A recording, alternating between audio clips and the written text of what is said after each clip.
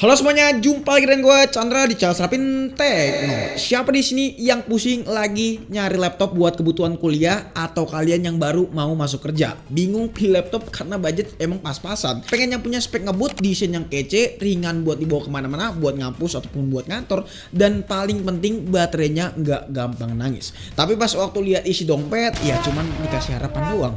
Tenang-tenang, di depan kita ini udah ada laptop yang bisa jawab kebutuhan kalian semua. Ya, ini dia Acer Aspire Lite 14. Dari pengalaman gue seminggu pakai laptop ini, speknya tuh bisa dikatakan gokil buat di harganya, bre. Beneran sebagus itu. Apalagi kalau misalnya lo tau harganya cuma di range 8 jutaan aja. First thing first, kita lihat dari desainnya terlebih dahulu. Kesan pertama pas waktu pegang ini laptop, wih, ini laptop sangat premium banget, bre. Ya memang karena covernya ini pakai material full metal, bener-bener metal bukan plastik, teman-teman. Dan kalau kalian lihat di bagian belakangnya ini ada motif-motif gitu, yang dimana Acer nyebutnya adalah Aspire Brush, teman-teman. Keren sih kalau secara kasat mata, simple gitu dan elegan. Tapi mungkin bagi sebagian orang nggak semua suka dengan Acer Brush kayak gini, teman-teman. Apalagi buat orang yang punya penyakit fobia ya, teman-teman. Yang dimana kalau ngeliat titik-titik gini pasti bakal auto geli. Dan yang paling gokil, enteng banget laptop ini. Beratnya cuma di angka 1,5 kg aja, teman-teman. Buat kalian yang mobilitasnya cukup tinggi, sering pindah-pindah dari satu tempat ke tempat lainnya, ataupun dari kelas ke perpustakaan dan dari perpustakaan ke coffee shop, ya intinya pindah-pindah lah. Kemungkinan besar bahwa laptop ini gak bakal ada masalah, teman-teman. Masukin ke tas dan di game block gak bakal bikin punggang kalian punggang lagi, pinggang kalian pinggang lagi, pundak kalian itu berasa pegel. Pinggang, punggang, atau apa ya? Ya itulah pokoknya. Nah, ngomongin soal mobilitas tadi, kita harus bahas soal baterainya ini. Salah satu pendukung dari laptop ini, karena kapasitas baterai ini di angka 58 Wh. Itu 50% lebih besar daripada laptop di kelasnya, teman-teman. Klaimnya sih bisa bertahan 10 jaman pemakaian. Tapi pas waktu kita nonton sendiri, kayak misalnya video online nonstop, teman-teman, itu cuma mendapatkan waktu sekitaran 5 jam 35 menit. Sebenarnya ini adalah waktu yang masih ideal sih menurut gua, karena setiap pengujian dan penggunaan pastinya beda-beda. Tapi penggunaan nonstop 24 jam aja udah dapat waktu selama itu. Menurut gua laptop ini punya kapasitas baterai yang udah cukup tinggi, teman-teman. Tapi setidaknya kalian bisa ninggalin chargeran di rumah, teman-teman, tanpa was-was kehabisan baterai di laptop ini. Apalagi nggak ada lagi tuh drama rebutan colokan di cafe. Ya kalau misalnya kalian pengen bawa pun, chargerannya tergolong bisa dikatakan nggak terlalu besar-besar banget lah untuk seukuran laptop produktivitas. Apalagi bisa nerima daya input menggunakan USB Type-C pula, teman-teman. Jadi udah sangat sesimpel itu kita buat charger ini laptop. Dan lu udah tau lah, USB Type-C sangat amat universal dan kita bisa pakai casan HP juga di laptop ini. Desain laptop ini udah oke, baterai juga badak. Sekarang kita intip dapur pacunya. Acer Aspire Lite 14 ini ditenagai dengan prosesor Intel Core i5 1334U, teman-teman. Ini prosesor generasi ke-13 yang arsitekturnya udah canggih. Gambarannya gini, prosesornya ini punya 10 inti core, teman-teman, yang dibagi jadi 2 tim. Performance core buat tugas-tugas berat ataupun compiling kode, dan efisiensi core buat tugas ringan-ringan aja nih, kayak misalnya browsingan ataupun ngetik, dan hasilnya multitasking bakal lebih lancar tanpa ada lag. Tetap hemat daya juga pastinya. Dan performance sendiri diklaim 3 kali lebih cepat daripada generasi sebelumnya. Dan ini dikombinasi sama RAM 8GB DDR5. Ingat ya, DDR5 ini teknologi memori terbaru yang lebih kenceng pastinya. Dan yang paling penting, RAM-nya ini masih bisa di-upgrade, teman-teman, karena ada satu slot lagi yang masih kosong ini. Jadi kalau beberapa tahun lagi kalian butuh performance yang ekstra, tinggal tambahin RAM aja. Dan laptop ini bisa dipakai jangka panjang otomatis, teman-teman. Nah, untuk mahasiswa ini mungkin bisa dipakai sampai lulus dan langsung bisa dapat kerja. Amin. Penyimpanannya sendiri udah ngebut dengan SSD 512GB. Buat buka aplikasi ataupun booting di Windows, transfer data pun juga demikian. Semuanya itu dilakukan dengan sangat sasat di laptop ini. Speednya didapat juga bisa dikatakan cukup ngebut nih, teman-teman, buat SSD dari laptop ini. Apalagi masuk ke kelasan laptop entry level yang menurut gua udah oke aja kok buat SSD speednya, buat read dan write-nya. Kita masuk ke benchmark duniawi, teman-teman. Di sini Cinebench R15, di sini single core dapat di angka 230-an dan multicore-nya dapat di angka 920-an. Lalu di Cinebench R23 buat single core-nya dapat di angka 1600-an dan multicore-nya dapat di angka 6300-an, teman-teman. Terus juga 3D Mark benchmark hasil skornya dari mulai lebih live extreme, terus juga fire strike sampai ke time spy. Di sini skor hasilnya udah cukup oke lah buat kelas kelas laptop produktivitas menurut gua. Dan memang kita nggak bisa minta lebih, namanya juga laptop produktivitas teman-teman. Nah, terus juga Adobe Premiere Pro CC 2025 nih teman-teman. Di sini footage-nya sendiri kita render dari video 4K teman-teman ke Full HD teman-teman. Dan durasi videonya sekitaran 10 menitan dan kita menggunakan full effect karena ini adalah video terakhir yang udah tayang di channel Serapin Tekno. Yap, dan hasilnya durasi rendernya itu di angka 29,5 menit teman-teman. Ya memang agak sedikit lama karena kita convert dari resolusi 4K ke Full HD teman-teman.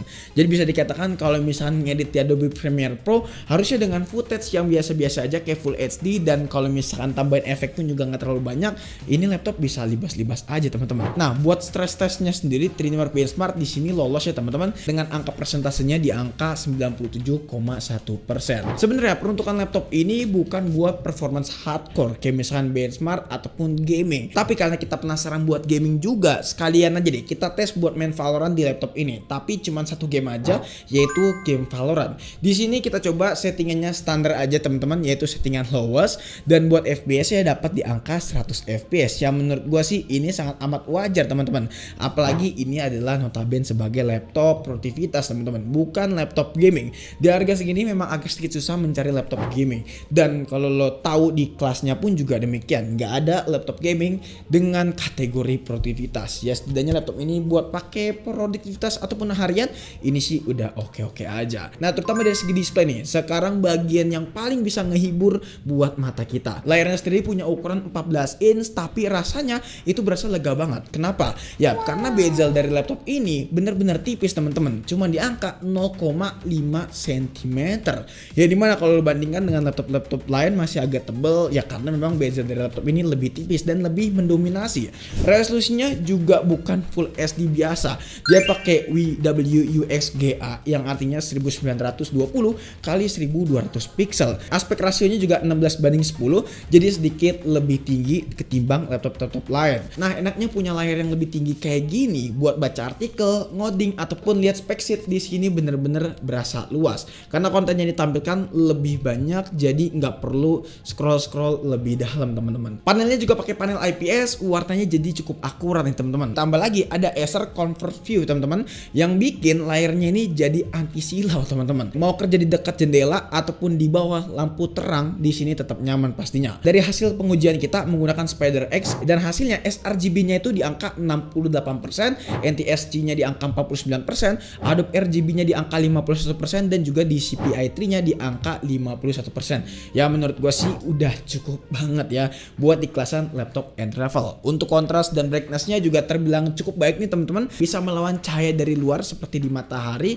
Kalau misalnya kita pakai indoor ataupun outdoor, tetap kita bisa libas aja dengan menggunakan laptop ini teman-teman. Akurasi warnanya terbilang juga cukup baik dengan nilai rata-rata delta E di angka 1 teman-teman. Ini mendatangkan bahwa kualitas layar dari laptop ini udah cukup baik di harga segini. Enak banget buat yang suka pakai streamingan pastinya. Satu lagi hal yang lupa kita bahas yaitu untuk webcamnya teman-teman. Ya dimana sering banget nih meeting online di sebuah laptop, apalagi dengan mobilitas yang tinggi. Yap, laptop yang satu ini bisa record Full HD teman-teman alias 1080p. Gambarnya juga nggak terlalu jernih sih memang kalau boleh jujur ya teman-teman, dan kurang begitu tajam menurut gua. Tapi kalau misalnya pencahayaan kalian cukup, di sini sih hasilnya oke-oke aja. Yang penting satu kuncinya, lighting. Kalau misalnya lighting kalian jelek dan ampas dan penempatannya benar-benar gelap, ya otomatis laptop semahal apapun juga bakal jelek. Tapi setidaknya laptop ini buat iseng-iseng meeting sih punya kualitas mic yang bagus menurut gua.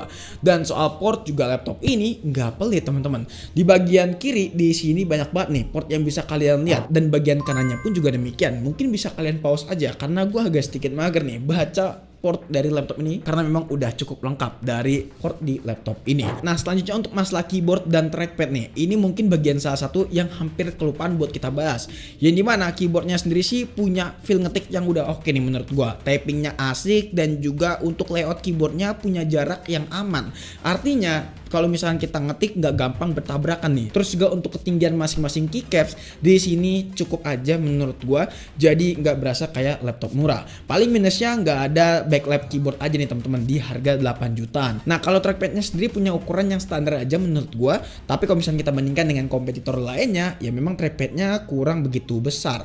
Cuman menurut gua buat scroll ataupun buat berselancar dengan gesturnya berasa asik ya teman-teman, karena trackpadnya ini nggak berasa murahan gitu dan berasa solid juga material yang dikasih sama trackpadnya teman-teman. Nah untuk masa security sayangnya memang laptop ini bukan punya sistem keamanan yang benar-benar advance. Ya paling dari passcode aja buat keamanan buat sync in di Windows laptop ini, dan nggak ada fingerprint buat keamanan sync innya teman-teman. Nah untuk speakernya ini jasa satu hal yang penting juga nih. Buat masa speaker laptop ini tergolong oke-oke aja dan berasa pas-pasan menurut gua. Dalam artian bassnya nggak begitu condong banget, high levelnya berasa tinggi menurut gua, terutama buat treble-nya nih. Kadang-kadang beberapa musik yang gua style agak sedikit terlalu treble menurut gua.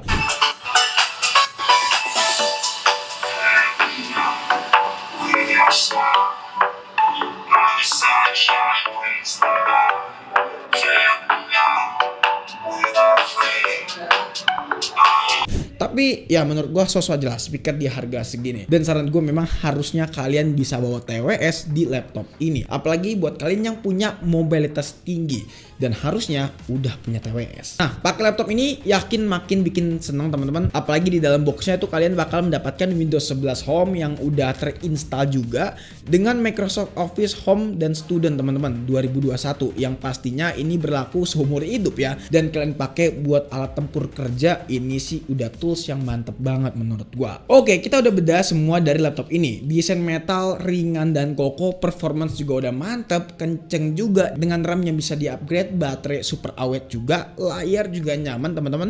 Semua kenikmatan tadi bisa kalian dapatkan di laptop ini. Apalagi kalau misal lo lihat di harganya 8 jutaan. Tapi laptop ini bisa jadi opsi juga kok buat kalian yang lagi cari laptop yang bener-bener ekonomis budget pelajar gitu ya. Nah gimana nih menurut kalian sendiri dengan harga segini? Ya kalau gua ada duitnya sih gas-gas aja. Apalagi ada hal yang menarik juga di laptop ini, kayak misalnya desainnya ya bener-bener anti mainstream dan beda dari laptop yang udah teman-teman. Buat kalian yang punya mobilitas tinggi, ini laptop bisa sangat amat diandalkan teman-teman. Selain itu Acer juga ngasih garansi servis 3 tahun plus pelindungan dari kerusakan yang gak disengaja teman-teman selama 1 tahun alias ADP lah. Jadi lebih tenang pakai laptop Acer pastinya. Menurut kalian sendiri gimana nih? Tertarik atau enggak? Jadi guys mungkin cukup sekian aja video kali ini tentang pembahasan laptop yang satu ini. Kalau misalnya kalian punya pendapat atau punya pertanyaan boleh banget kok langsung tulis di kolom komentar. Pengen nanya secara privat juga boleh banget langsung DM di Instagram kita di @serapintekno. Jangan lupa follow juga. Chandra pamit, sampai jumpa di video selanjutnya. Until next time, goodbye.